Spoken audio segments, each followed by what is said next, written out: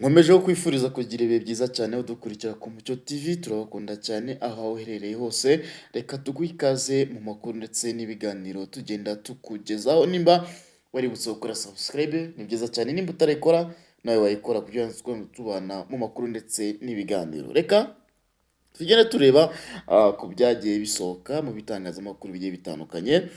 Uwera Jean Maurice rero yagizwe umuvugizi wungirije wa guverinoma, nyuma rero nawe ahita ashimira Perezida Kagame ku cyizere yamugiriye kugira ngo abe umuvugizi wa guverinoma wungirije. Huye rero umugabo yakubiswe n'inkuba ahita ahasiga ubuzima. Mu gihe rero habura iminsi mikeya ngo mu Rwanda hizihirizwe umunsi w'intwari. Avuga rero kuba intwari ntibikwiye kuba amagambo gusa, bijyana n'ibikorwa. Harabura iminsi mike rero ngo abanyarwanda n'inshuti z'u Rwanda bizihize umunsi w'intwari z'igihugu. Umunsi uzaba urimo kwizihizwa ku nshuro ya 32, aho wizihizwa tariki ya 1 Gashyantare buri mwaka. Hizihizwa intwari ziri mu byiciro bitatu, ari byo imanzi, imena n'ingenzi.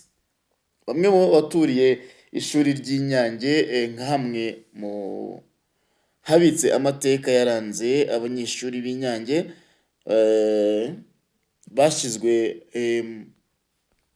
bashyizwe mu ntwari, bashyizwe mu cyiciro cy'imena. Bavuga ko iri shuri rero baryigiraho byinshi birimo no kudahemuka. Kanshini Christian rero utuye mu murenge wa Nyange mu kagari ka Gaseke mu mudugudu wa Ngobangoba, avuga ko ubwo aba bana bigaga mu kigo cy'Inyange baterwaga n'abacengezi bakanga kwitandukana nk'uko bari babisabwe. Yari afite imyaka 7 gusa ngo kuri we nubwo yari atarakura. Yavuze ko rero ngo aho amariye gukura yasobanuriwe amateka y'iri shuri, bamwigisha uko umuntu ari nk'undi.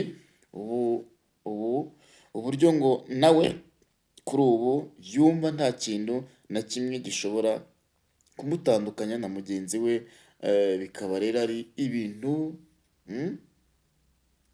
banatoza ababakomokaho, kuko niyo baganiriye bababwira amateka nyine, bituma umwana akura yumva nawe ari intwari nkabo.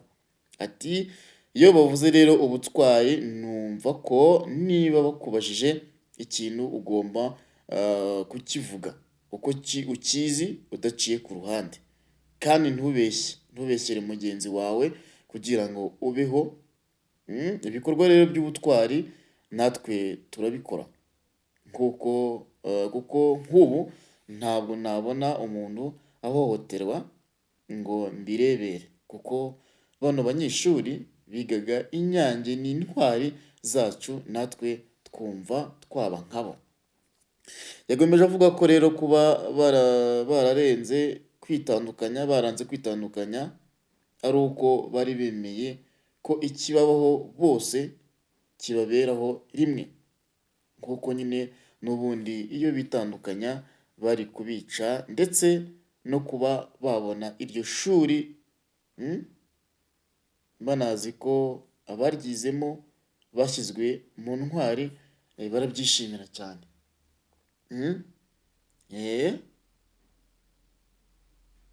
Uwitwa rero Turufrahimu Immaculée utuye muri uwo mudugudu nawe wa Giko, avuga ko intwari ari umuntu witangira abandi atirebyeho, kuko nabo banyeshuri bigaga Inyange nibyo bakoze, ntabwo bigeze birebaho, banze kwitandukanya nk'uko bari babisabwe n'abacengezi. Urumva ko rero kuba intwari si ukuba intwari mu magambo gusa, ahubwo ni ukubikorera. Ati intwari rero ni umuntu ugomba kwitangira abandi mu gihe ikibazo kimukomereye, ndetse akaba ari we muntu ugomba kuberaho abandi aho kwiberaho we ubwe wenyine. bariya abanyeshuri rero ibyo bakoze ni umuco badusigiye, tuzagenderaho ndetse tukanawutoza ababyiruka. Yongeraho ati rero iyo umwana akuze umutoza urwango niwe akura ari we twe.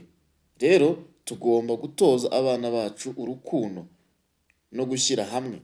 Ubwo nkatwe bakuru kuba abana barakoze biriya bikorwa by'urukundo ari bato ni umukoro bahaye twe bakuru. Urumva ko nimba ukuze utoza umwana nyine urwango azakurana urwo rwango, ariko niba umutoje kuba intwari akagira urukundo azakomeza nyine agire urukundo rwiza. Kandi ni nabyo byiza twagakwiye gutoza bamwe mu rubyiruko, cyangwa bamwe mu rubyiruko tukagira urukundo.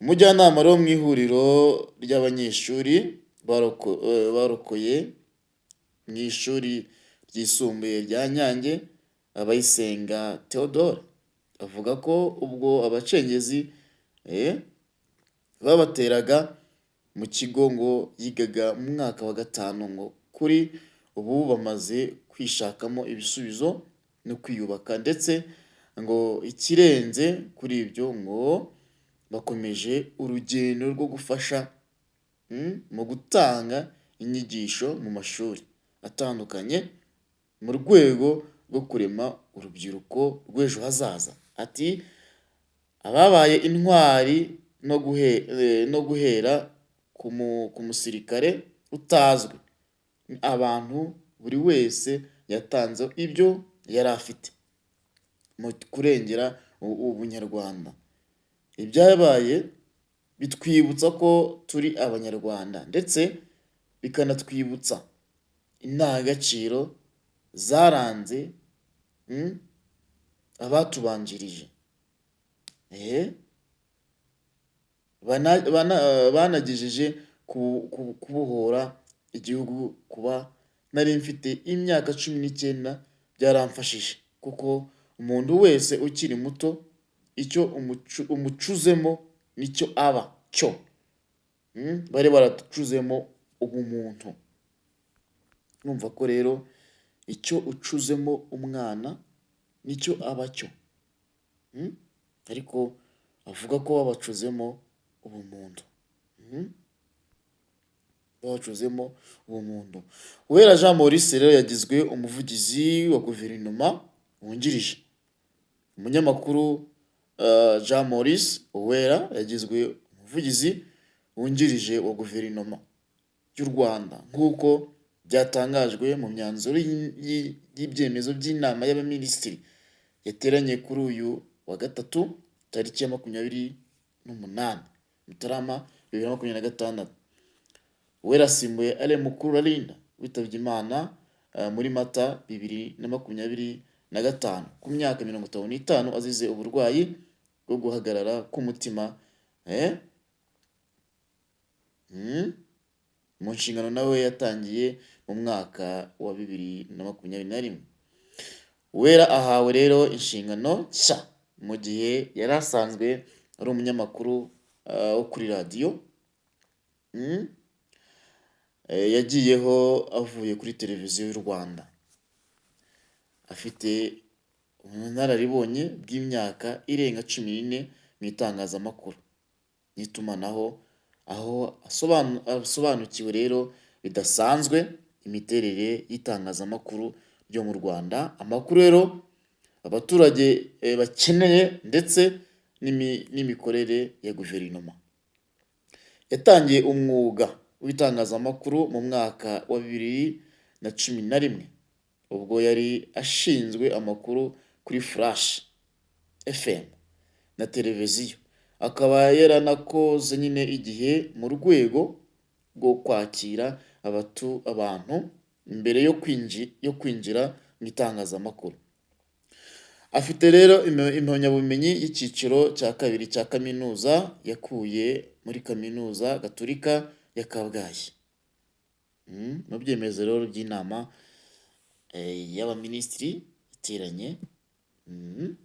Nyuma rero nawe hashize igihe gitoya ashimiye perezida wa repubulika Paul Kagame ku cyizere yamugiriye.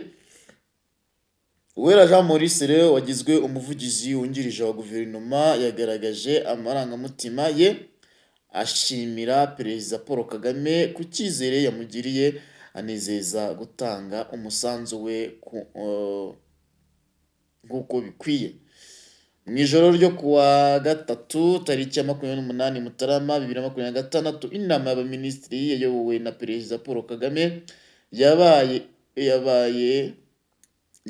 umwe rero mu myanzuro y'iyo nama yemeje Uwera Jean Maurice nk'umuvugizi wungirije wa guverinoma asimbuye nyakwigendera Alamukuralinda witabye Imana mu ntangiriro z'umwaka ushize wa 2025. Yifashishije rero urubuga rwa X, Uwera Jean Maurice yashimiye perezida Kagame ku cyizere yamugiriye, anizeza gutanga umusanzu we mu guharanira icyateza imbere abanyarwanda. Yanditse ati ndabashimiye nyakubahwa perezida wa repubulika Paul Kagame ku cyizere mwangiriye mumba inshingano zo kuba umuvugizi wungirije wa guverinoma. Ndabizeza gutanga umusanzu wanjye mu guharanira icyateza imbere abanyarwanda no gushyira umuturage ku isonga. Uwera ahawe inshingano rero nshya mu gihe yari asanzwe ari umwe mu bayobozi ba radiyo ya Sam FM yagiyeho avuye kuri televiziyo y'u Rwanda. Afite ubunararibonye bw'imyaka irenga 14 mu itangazamakuru n'itumanaho, aho anasobanukiwe bidasanzwe imiterere y'itangazamakuru ryo mu Rwanda, amakuru abaturage bakeneye ndetse n'imikorere ya guverinoma. Uwera yatangiye umwuga w'itangazamakuru muri 2011 ubwo yarashinzwe amakuru kuri Flash FM na televiziyo. Akaba yaranakoze igihe mu rwego rwo kwakira abaturage mbere yo kwinjira mu itangazamakuru. Afite impamyabumenyi y'icyiciro cya kabiri cya kaminuza mu itangazamakuru n'itumanaho yakuye muri kaminuza gatolika ya Kabgayi. Rero niyo makuru ari kugenda avugwa.